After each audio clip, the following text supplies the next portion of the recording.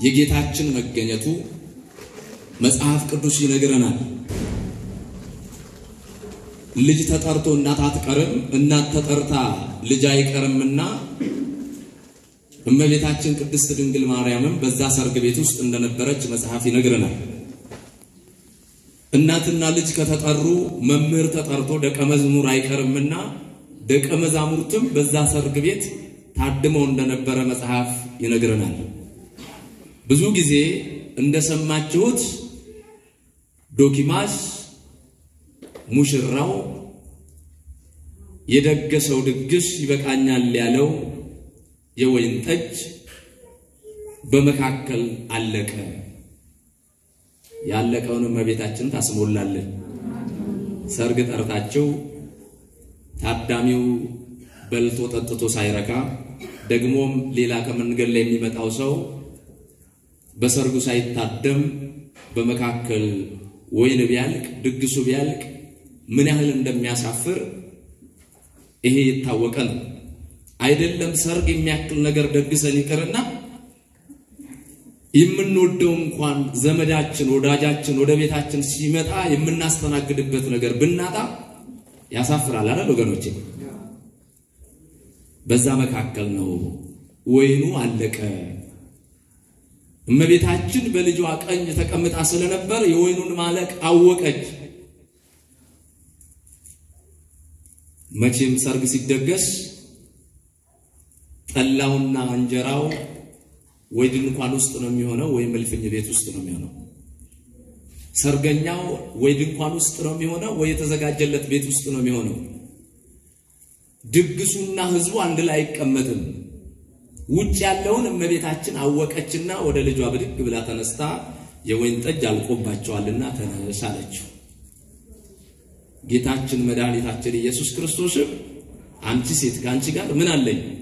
እናቴ እኮ ነሽ፣ በጀርባሽ አዝለሽኝ የተሰደድሽ፣ በማህፀንሽ 9 ወር ከ5 ቀን ተሸክመሽ የወለድሽኝ የድንግልና ጡቶችሽ ያጠባሽኝ አንቺ ሴት ካንቺ ጋር ምን አለኝ? ጊዜ ገና አልደረሰም ማለት ጊዜ ገና አልደረሰም ማለቱ አጠር እናድርገውና አሁን የምሰጣቸው ውሃ ወደ ወይን የምቀይርላቸው አሁን ይጠጡታል። በሽንት መልክ ከደቂቃ በኋላ ከሰዓታት በኋላ ይወጣል።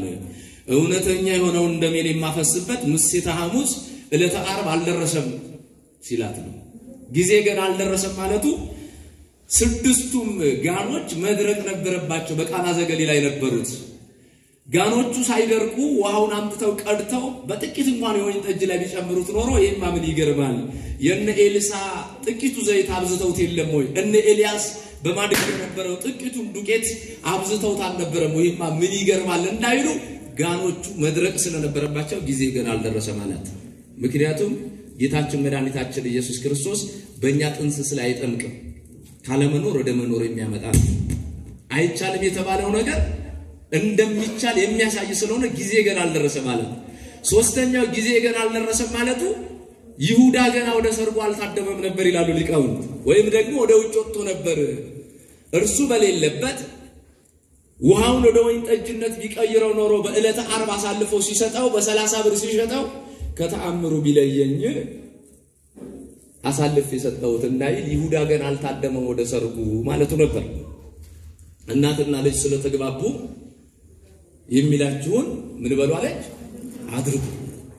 አሁን ወንድማችን ተሾመና እህታችን መሰረት ቅድስት ቤተክርስቲያን ያስተማራቻቸውን ራሳችሁን ጠብቁ፣ ልጅነታችሁን ጠብቁ፣ ሽልማት ሸልማችኋል ያለችው ቤተክርስቲያን ያንን ሰምተው ከአባቶቻቸው እግር ስር ቁጭ ብለው ተምረው ራሳቸውን ጠብቀው ዛሬ በተግባር ሙሽሮቹ ሥርዓተ ተክሊል በሥርዓተ ተክሊል እነሆ አንድ ሆነዋል። ክብርና ምስጋና ለእግዚአብሔር ለአምላካችን ነው። ይሄ ቅድስት ቤተክርስቲያንን መስማት ነው፣ አባቶችን መስማት ነው፣ እግዚአብሔርን መስማት ነው። መጽሐፍ ቅዱስ ያለውን በተግባር ማዋል ነው። የሚላችሁን አድርጉ ስትል ውሃ ቀጆቹ ወደ ወንዝ ወረዱና ውሃውን ቀድቶ አምጥተው 6ቱን ጋኖች ሞሏቸው። ወደ ወንዝ ወርዶ ወቹን ቀድቶ አምጥቶ ጋኖቹን መሙላት የሰው ድርሻ ነው። አሁን ሰው ድርሻ አለ። አሁን ቅድስት ቤተክርስቲያናችን ዛሬ በሙሽሮቹ ላይ ድርሻውን የተወጣችው ሲመጡ ልልብላ ጃንጥላውን ዘርግታ ጸሎቱን አድርሳ ቅዳሴውን ቀድሳ ከዛሬ ጀምሮ አካልህ ነች መሰረት አንድ ሆናችኋል ከዛሬ ጀምሮ አካልሽ ነው ሰነፈች መከነች ብለ ላትተዋት ሰነፈ መከነ ብዬ ላልተው ብላ ሁለቱም በቅዱስ ሥጋውና በክቡር ደሙ በቅዱስ ቤተክርስቲያን ቃል ገብተው ካህናቱ ቀድሰው ቅዱስ ሥጋውና ክቡር ደሙን አቁርበው ሁለቱም ሙሽሮች አንድ አድርገው ቤተክርስቲያን ድርሻዋን ተወጣለች ዛሬ ምንዋን ተወጣለች ከዚህ በኋላ 50 ኪሎ ጤፍ 100 ኪሎ ጤፍ እያስፈጨች ቤተክርስቲያን በየሙሽሮቹ ቤት አታደርስ ለመጣ ሁሉ ተቀበሉኝ ላለ ሁሉ ዳሩኝ ላለ ሁሉ ቅድስት ቤተክርስቲያናችን ተቀብላ እንደዚህ ትድራለች ለዚህ ክብር ያልበቃችሁ እግዚአብሔር ለዚህ ክብር ያበቃችሁ የበቃችሁና ደግሞ በትዳር ላይ ኖራችሁ በቅዱስ ሥጋውና በክቡር ደግሞ አንድ ያሉናችሁ አንድ እንድትሆኑ እግዚአብሔር በቸርነቱ ይርዳችሁ ስለዚህ የሰዎች ድርሻ ነበር ውሃውን ቀድቶ አምጥቶ ጋኖቹን መሙላት አመጡ ጋኖቹን ሞሏቸው የማን ድርሻ ነበር የሰው ድርሻ ነው ወገኖቼ ድርሻችንን እንወጣ አይደለም ሰው እንስሳት እንኳን ድርሻ አላቸው የአህያ ድርሻ የበቆሎ ድርሻ የበሬ ድርሻ የላም ድርሻ ምን እንደሆነ ታውቃላችሁ ሰው ድርሻ አለው አሁን አልወጣም ድርሻ ያለው ሰው ነው እንስሳት እንኳን በተግባር እየተወጡ ነው አመጡ ውሃውን ሞሉት በእመቤታችን በቅድስት ድንግል ማርያም አማላጅነት ውሃው ጣፋጭ ሆነ ይሄ ስም ስንጠራው የቆየነው ስም ስለሆነ ዛሬም የማናፍርበት ስም ነው ለዚህ ነው ወደ እመቤታችን ወደ ቅድስት ድንግል ማርያም የምንጸልየው ለዚህ ነው በችግራችን ጊዜ የጓዳችንን ሚስጥር አንቺ ታውቂያለሽና ጓዳችንን ሙዩ የምንለው ለዚህ ነው ወገኖች ይሄ ስም ስንጠራው የኖርነው ስም ስለሆነ ማርያም ማርያም የሚለው ስም አብሮን ያደገ ስም ነው ከደማችን የተዋሃደ ስም ነው አይደለም እናቶቻችን እኛን ጸንሰው እርጉዞ ነው በመንገድ ላይ ሲያያቸው እናቶች ምንድነው የሚባለው ማርያም በሰላም እንትበልሽ ነው ነገሩኛ በሰላም ተፍታሽ 9 ወር ከ5 ቀን ይደረስና ደግሞ አሁን እንኳን ሆስፒታል አለ ክሊኒክ አለ ስልጣኔ አለ ድሮኛ ስንወለድ ገጠር ላይ ያ የጭንቅ ወቅት ሲመጣ እናቶቻችን ሊወልዱን መጣቸው ሲመጣ የጎረቤት እናቶች ይሰበሰቡና የማን ስም ነው የሚጠራው ማርያም ማርያም ነው አይደል የሚባለው ከዛ ወዲህ ማርያም ማርያም ይባላል አታሳፍርም የጭንቅ አማላጅ ነች ባዶውን የምትሞላ እናት ነችና ልጁ ይወለዳል ከተወለደ በኋላ እልል ይባላል አራስ ጥየቃ ስንመጣ እንኳን ማርያም ምን አለችሽ ነው ምንለው ይሄ ስም አብሮን አላደገም እንኳን ማርያም ማረችሽ እንኳን ማርያም በሰላም ገላገለችሽ ይባላል ከዛ ወዲህ ገንፎን ይበላና ቡናውን ተጠጥቶ ወደ ውጭ ደግሞ ስንወጣ ቻው ብለን ስንወጣ ማርያም በምን ታውጣሽ እንላለን በሽሉም ታውጣሽ እንላለን ያ የተወለደው አራሱ ህፃን ትንሹ ልጅ ሲስቅ ማን እያጫወተችው ይባላል ማርያም እያጫወተችው ይባላል አይደል ሰው የጠራን መስሎን ዞር ብለን የጠራን ሰው ያለ መኖሩን ስናረጋግጥ የማን ብቅል እየፈጨው ነው እንላለን የማርያም ብቅል እየፈጨው ነው እንላለን አይደል ከዛሮዲ በሰውነታችን ላይ ደግሞ ጥቁር ነጥብ ሲወጣብን ማን ስማን ነው እንላለን ይሄ ስም አብሮን አላደገም አብሮን ያደገ ስም ነው የምድሩን ጨርሰን ወደ ሰማይ ቀና ብለን ደግሞ አረንጓዴ ቢጫ ቀይ ቀስተ ደመና ስናን ደግሞ የማን መቀነት ነው እንላለን ስንጫወት ከተማ ያደጋችሁት የማን መንገድ ነው ምንለው የማርያም መንገድ ስንታረቅ ደግሞ በየትኛው ጣታችን አብሮን አላደገም ክብርና ምስጋና ይግባት እመቤታችን አብሮን ያደገ ስም ነው ለዚህ ነው የምንጠራት በሰርጋችን የምንጠራት ተገኘች በዶኪማስ ሰርግ ቤት እመቤታችን ቤተ ዘመድ ነበረች ይላሉ ሊቃውንት ጌታችንን ደግሞ የጋበዘው ናትናኤል የተባለው ሐዋርያ ናትናኤል የተባለው ሐዋርያ የሚያገባው ዶኪማስ ወልደ ኪሮስ የምንለው ያጎቱ ልጅ ስለነበር ጌታችንን ጠራ ስለዚህ በሰርጋችን በጉድለታችን በኑሯችን በህይወታችን ሁሉ ጊዜ ኢየሱስ ክርስቶስ መጥራት ይገባናል ኢየሱስ ክርስቶስን ጠርቶ ድንግል ማርያም ማስቀረት ደግሞ ጤንነት ስላልሆነ ድንግል ማርያም መጥራት ይተበቅብራል ማለት ነው እመቤታችን ተነሳች ጣፋጭ ወይን ጠጅ ሆነላቸው ዶኪማስ ከማፈር ዳነ እድምተኞቹ ከመማረር ዳኑ የሚመጡት ውሃ ጠጥተው እንዳይመለሱ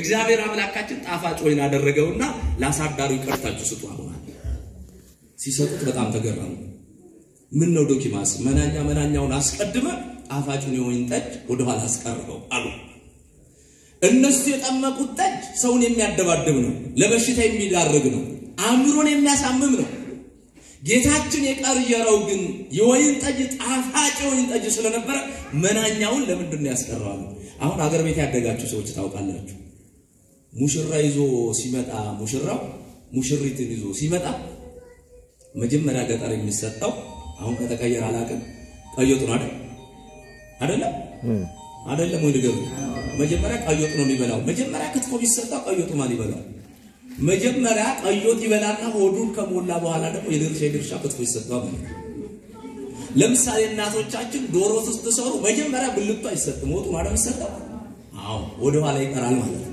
በዛኛው ካቻቻለ በኋላ ነው እንጂ ማን ይችላል ወዱ እንዲህ ነው የሚደረገው ምን ነው መናኛውን አስቀድሞ ጣፋጩን የወይን ጠጅ አሉት ከማፈር ዳነ ማለት ነው ስለዚህ ዛሬ ሙሽሮቹ እግዚአብሔር ረድቷቸው ሙሽሪት ገና ከናቷ ማህፀን ስትወጣ የተሾመ አካል እንደሆነች ተሾመ ያውቅም ነበር ግን ማን ያውቅ ነበር እሱም የሷ አካል እንደሆነች ባሏ ማን እንደሆነ አካሏ ማን እንደሆነ አታውቅም ነበር ግን ማን አዘጋጅቷት ማን ሰርቷት ነበር እግዚአብሔር ሰርቷት ነበር እግዚአብሔር ሁለቱንም ሰራና ዛሬ ደግሞ ምን አደረጋቸው አንድ አደረጋቸው ሰው እናትና አባቱን ይተዋል ከሚስቱም ጋር ምን ይላል ይጣበቃል ነው የሚለው መጽሐፍ ሰው እናትና አባቱን ይተዋል ከዛሬ ጀምሮ ወንድማችን ተሾመ በቃ ታማኝ ሆኗል ማለት ነው እቁብ ቢሰበስብ ይታመናል ላጤ በልቶ ላጤ ይላል አይደል ይባላል ከና አባባሉ ማለት ነው እድር ቢሰበስብ አሁን ዳኛ መሆን ይችላል ማለት ነው ምክንያቱም ሙሉ አካል ሆኗል ማለት ነው ደግሞ መጽሐፈ መክብብ ምዕራፍ 9 ቁጥር 4 ላይ ምንድነው የሚለው ሰው ብቻውን ይሆን ዘንድ መልካም አይደለም ቢወድቅ ማን ያነሳዋል ቢጠማ ማን ያጠጣዋል ቢራም ማን ያበላዋል አንድ ከመሆን ሁለት መሆን ይሻላል በሶስት የተገመደ ገመድ በቀላሉ አይበጠስም ብቻውን የሆነ ሰው በተኛ ጊዜ ራሱ ይበርደዋል ተሾመ ሲበርደው ነበር የኖረው አሁን አካል አግኝቷል እግዚአብሔር የተመሰገነ ይሁን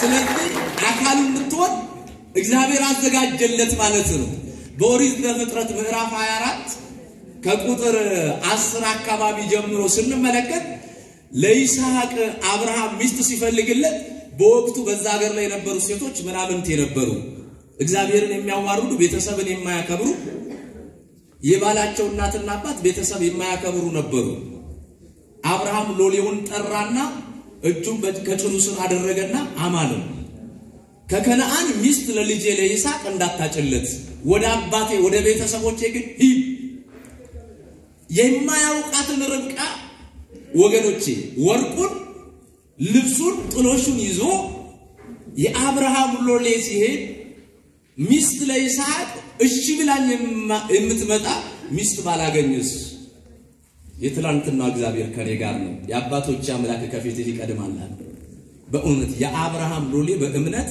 ግመሎቹን ጭሎ ሌሎቹን ማስከተሉ ጉዞ ጀመረ መንገድ ላይ ግን የአብርሃም ሎሌ አንድ ጸሎት ጸለየ ጸሎቱ ምንድነው ወደ ውሃ ምንጭ በደረስኩ ጊዜ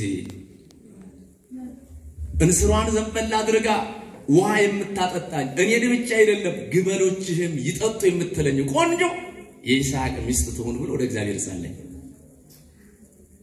ሲጓዙ ነው የውሃ ምንጭ አጠገብ ጉድጓድ አጠገብ ደረሰ እባካችሁ አጠጡኝ ሲል ርብቃ የተባለችው መልካ ውበቷ ውጫ ብቻ አይደለም እኮ ውስጧም የሚያምረው ርብቃ እንስሯን አዘነበለች ቀርታ አጠጣችሁ ግመሎች የሚጠጡ አለችው ወደ ቤቱ ይዛው ሄደች በእውነት አብርሃም የአብርሃም ሎሌ አባቴ አብርሃምን የረዳ ለይስሐቅ ሚስት የሰጠ እግዚአብሔር የተመሰገነ ይሁን አለና መስግኖ ወደ ርብቃ ቤት ገባ ወደ ርብቃ ቤት እንደገባ መጀመሪያ ቆሞ ጥያቄ ጠየቀ አሁን ወንድማችን ተሾመ ወደ እህታችን ወደ መሰረት ቤት ሽማግሌዎች ሲልክ ሽማግሌዎቹ ቆመው ነው የሚጠይቁት ከዛም ጊዜ ጀምሮ ነው የመጣው ሥርዓት ማለት ነው መጽሐፍ ቅዱሳዊ ነው ማለት ነው ሽማግሌዎቹ ቁጭ በሉ ኮካታቱ ሚሪንዳ ጠጡ ቢባሉ እሺ መጀመሪያ ፍቀዱልን አይደል ቢባሉ ከዛ ነው ደግሞ እናት አባት ዘመድ ቤተ ዘመድ ምን ይላል ከ15 ቀን በኋላ ተመለሱ ከልጅቱም ጋር ልምከር ፈቃዷ መሆን አለ መሆኑን እናረጋግ ደግሞ ቤተሰብ ይምከርበት ይባላል ቤተሰብ ይምከርበት አሉት ለአብርሃም ሎሌ ከዛ ርብቃ ጠሯትና ይስሐቅ የተባለው የማታውቀውን ሰው ለማግባት ፈቃደኛ ነች ስትባል የማታውቀውን ይስሐቅን ለማግባት ፈቃደኛ ሆነች ምክንያቱም በሁለቱ ጋብቻ ውስጥ ማን ነበረበት በጋብቻችን ውስጥ እግዚአብሔር ይገኝበት፣ እመቤታችን ትገኝበት። ከዛ ነው ከተቀበሉት በኋላ ቁጭ አለ፣ በላ፣ ጠጣ፣ ጥሎሹንም ሰጠ። ርብቃ ስለምንወዳት እባክህ አንድ ሳምንት እንኳን ከኛ ጋር ትቆይ ሲሉት የአብርሃም ሎሌ አንድ ትልቅ ነገር ተናገረ። እግዚአብሔር መንገዴን አቅንቶልኛልና አታዘግዩኛል። ማን መንገዴን አቅንቶልኛል? አዎ ጥሩ ጮኛ ካለቻችሁ ቡፌውን ሳላሟላ ቁምሳጥኑ ሳላሟላ ኮንዶሚኒየም ቤት ሳይደርሰኝ አትበሉ። አብሮ ሰርቶ ማደግ ይቻላል። አንዳንዴ እንደምታውቁት ቡፌው ያምራል፣ አመት የማይበላበት ሳህን አለ ቤት ውስጥ። አሁን እኔ ካገባው 8 ዓመቴ ነው። እውነቴ ነው የምነግራችሁ። 2 ቀን ያልተበላበት ሳህን ለካ ቡፌው ይሞላል። አንዳንዴ ቤተሰብ ቁጭ ብሎ የሚጨቃጨቅ ማለት ነው። የማይበላበት ሳህን የማይጠጣበት ብርጭቆ ከማጠራቀም ጥሩ አካል ስታገኙ አትዘግዩ። እሺ አትዘግዩ። እውነቴ ነው የምነግራችሁ። ገና መች ሞላልኝ አትበሉ። ማን ይሞላዋል? ማን ይሞላዋል? እግዚአብሔርን ጥሩት። በዶኪማስ ቤት የተገኘች እመቤታችን አታዘግዩኝ አለ። ርብቃ ስትጠየቅ ለመሄድ ፈቃደኛ ነች አለ። ያን ጊዜ ርብቃን ይዞ ወደ ይስሐቅ መጣ። ከርቀት ይስሐቅን ስታየው ርብቃ ማን ነው አለች። ባልሽ እሱ ነው። ተሸፋፈነች ይላል። አሁን ገጠር ላይ አሁን ቀርቶ ነው እንጂ ሙሽራ ተሸፋፍኖ ነበር አይደል? አባቶች ያውቃሉ። ሙሽራ ተሸፋፍኖ ነበር አይደል? አልነበረም? አሁን ባህሉ እየቀረ መጥቶ ነው እንጂ ሙሽራ ተሸፋፍና ነው ባሏን አታይ። ለዚህ ነው አባቶቻችን ምን ይላሉ? ፋሲካ ያገቧት ሙሽራ ሁሉ ጊዜ ምን ይመስላታል አይደለም የሚባለው? ለምን ነው የሚባለው? ይሄን ተናግሬ ልጨርስ። ለምን ነው የሚባለው? ለካ ለምን ነው የሚባለው ብዬ ሳስብ ልጅቷ በገጠር ደረጃ ላይ ጥፍር የሚባል አለ አይደል? እሱን ትበላለች። አጎት ይጠራታል፣ ትበላለች። ጥፍሯ ይቆረጣል። አሁን አይቆረጥም። ለሁለት ወር ለሶስት ወር ያህል በቃ ስትቀለብ ነው የምትኖረው። ስራውን ትረሳዋለች ማለት ነው። ታላቅ እህት ካለቻት ትጠራታለች፣ ይበላሉ። ከዛ ወዲህ ደግሞ ወደ ባሏ ቤት ከሄደች በኋላ ጎላ ይሰራና መጋረጃ እዛ ውስጥ ቁጭ ትልና ጥሩ ምግብ ነው ካማቾቿ ቤት የሚመጣላት። በቃ እንደምትኖር ነው የሚመስላት። ወጣ እንደምታረግ ወፍጮ ቤት እንደምትሄድ ወንዝ ወርዳ ውሃ እንደምትቀዳ አታውቅም አይደል? ስለዚህ ፋሲካ ይመስላታል ይላል አባቶቻችን። ሙሽርነት መጋባት መተባበር ነው፣ ሰላም ነው። ይስሐቅን አያችሁ፣ ተሸፋፈነች። ይስሐቅም ወደ እናቱ ጓዳ አስገባት፣ እጅግም በጣም ወደዳት ርብቃን ይላል። ለዚህ ነው 20 ዓመት ሳይወልዱ ቆዩ። ከ20 ዓመት በኋላ እግዚአብሔር መንታ ልጆች ሲሰጣቸው እናያለን። የምንወልዳቸው ልጆች እግዚአብሔር አምላካችን ይባርክልን። ስለዚህ መከባበር ነው ትዳር። ቤተክርስቲያናችን ይሄንን ሸልማ ነው የኖረችው። ወንድማችን ያገኘውን ስራ ሰርታ፣ እህታችን ያገኘችውን ስራ ሰርታ እንደ አብርሃምና እንደ ይስሐቅ ጌታዬና እመቤቴ እየተባባላችሁ እንድትኖሩ ነው። እኛ ማጨብጨበን ድረናቸው ብቻ በቃ ቻውን እንል ሳይሆን የቀረቡት ወደ ክርስቶስ ቅዱስ ሥጋና ክቡር ደሙ ነው። ሙሽሮቹ ምድራዊ ብቻ አይደሉም፣ ሰማያዊ ናቸው። ጓደኞች፣ እናት፣ አባት፣ የንስሐ አባት፣ ሌሎቻችንም በጸሎት ልናስባቸው ይገባል። እግዚአብሔር ለዚህ ያብቃቸው። ጭቅጭቅ አያስፈልግም። ትዳር ሰላም ነው። እግዚአብሔር ያለበት ትዳር ሁሉ ጊዜ ምንድነው? ሰላም ነው። ባልና ሚስት ነበሩ ይባላል። አንድ ምሳሌ ልንገራችሁና ላጠቃል። ውጭ ላይ ሲታዩ በጣም ያምራል ህይወታቸው፣ ውስጥ ላይ ግን ሲጨቃጨቁ የሚያድሩ ናቸው። ታዲያ አንድ ቀን ሚስት በጣም አናደደችውና ባል አልጋ ውስጥ የተቀመጠ ዱላውን አውጥቶ አናቷ ለሁለት ሊከፍላት ሲል በር ተንኳኳ። ለጊዜው ዱላውን ተመለሰ። የገባውም እንግዳ ቡና ተፈላለት፣ ምግብ ቀረበለት። በጣም ደስ አላቸው አለው ያ እንግዳ ማለት ነው። ምን አይነት የተባረከ ጋብቻ ነው! ጋብቻ ማለት እንደ ሁለታችሁ ነው። ውስጡ ለምን ይላሉ አባቶቻችን? ለቄስ ነው። ውጭ ላይ ሲታይ የሚያምር ውስጥ ላይ ችግር ያለበት አለ። በልቶ ጠጥቶ እንደናንተ የተባረከ ባልና ሚስት አይቻል አውቅም አለና ልክ ካጠር ግቢው እግሩን ወጣ ሲያደርግ ባልን ያስቀመጠውን ዱላ ሳብ አድርጎ አምጥቶ ላይ ቅድም ካቆምነው እንጀምራላት ይባላል። በቤተክርስቲያን የሚጋባ ሰው አይደለም፣ ለሌላው ምሳሌ የሚሆን ነው። ሙሽሪትና ሙሽራው ዛሬ ትላንትና እግዚአብሔርን ሲያገለግሉ ሲዘምሩ የነበሩ ዛሬ ደግሞ በጋብቻቸው አስተምረውናል። ይሄ ወንጌል ነው። ሌሎቻችሁ እኛን ምሰሉ ነው ያሉት። እናንተም ስትዘምሩ ምዕራባዊ ሰማያዊ ነበር አይደል ያላችሁ? ይሄ ሙሽራ ምድራዊ ሙሽራ ብቻ አይደለም። እኛ በአካል ያየናቸው ነው። የክርስቶስ ቅዱስ ሥጋውና ክቡር ደሙን ስለበሉና ስለጠጡ ደግሞ ሰማያዊ ሙሽሮች ናቸው ብለን ነው ስንዘምር የነበረውና ለዚህ ክብር ሁላችንም ያብቃን። የነሱንም ፍጻሜ እግዚአብሔር አምላካችን ያሳምርልን የሚላችሁን አድርጉ። ዮሐንስ ወንጌል ምዕራፍ 2 ቁጥር 5 ላይ እግዚአብሔር ቸርነት የእናታችን የቅድስት ድንግል ማርያም አማላጅነት የቅዱሳን መላእክት ፈጣን ተራዳይነት የአባቶቻችን ጸጋና በረከታቸው ድል የማትነሳ ጥርጥር የሌለባት ንጹህ ኦርቶዶክሳዊት ተዋሕዶ ሃይማኖታቸው ለሁሉ ጊዜም በእኛ ላይ ጸንቶ ይኑር። ስብሐት ለእግዚአብሔር።